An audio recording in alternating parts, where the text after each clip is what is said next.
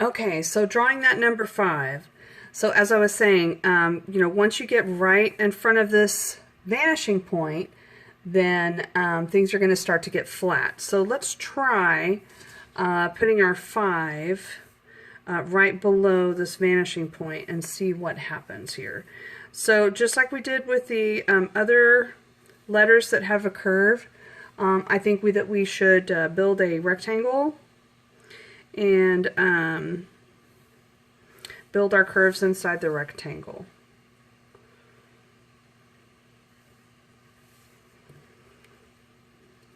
Let's try that. So I think I'll make it about, make it about this wide here. Make it go to about there. And so I'll do my curve within this part here. Make sure that that is straight. Oops, okay, I didn't quite, I meant to do it right there. Okay, and this will be,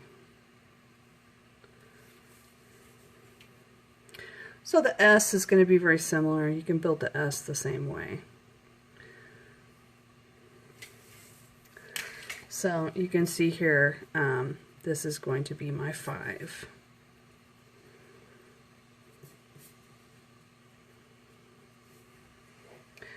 Alright, so we can go ahead and start putting in those orthogonals.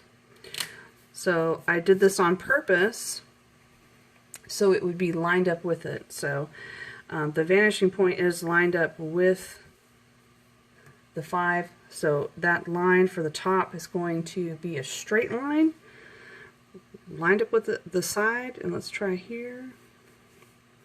And we also need one here and here, down here, and I'm going to stop right here. I don't want to go through my letter, and back up here. So that looks about like all the orthogonals that I'm going to need. So now I'm going to figure out, I think I will make it about that thick. Okay, so this line needs to be parallel with this line. So the lines between the two orthogonals, they need to be parallel. So now we're operating between these two orthogonals. So the line's going to be parallel with this line. So slide it up. And so I know also right here it's going to turn and go back the other direction. And since I built it in a box, I know it'll also go across right there. Okay, so now we can try to guesstimate this over here. So I can see this side on the inside of this part of the 5, but what I need to find this back corner back here so I can see where this would go. So let's do an orthogonal very lightly, very, very lightly, and I need to find the ground. So let's do another orthogonal right here. So where these two, where this comes down, that's going to tell me, okay, that's where the ground is, because that's this right here. Okay, so let's use the ruler, line it up, make sure it's parallel, and it will come across right there. So that's the back. So this line, so between these two orthogonals, it's going to come straight up like this. And then I would erase everything I don't need. So I'm going to erase those little guidelines that helped me within there. I'm going to erase that because I don't really need that part. And then I'll erase part of orthogonals outside the 5.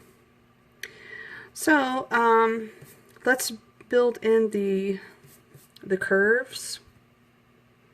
Kind of got ahead of myself there. Let's build these curves in to each of these corners.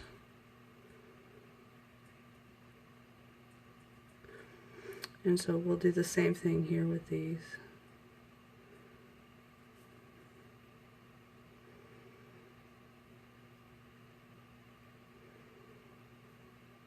And so what's going to happen is that I need to, actually, my orthogonal needs to come from the actual edge of the object instead of the guide out here. So I'm going to move my ruler back. So now I'll erase this part that was just the guide for the corner to help me build my curve. And we've got the same thing going on here. I'm going to put some guides in, some orthogonals to be my guide. So this is where it starts. This is where it ends. So I'm just lining up with the vanishing point. So now I know this curve needs to hit between these two. Okay? Because that's the starting and that's the end. Okay. So this was number 5. I showed you how to build the box and to create your curves. Good luck on the rest of your drawing. And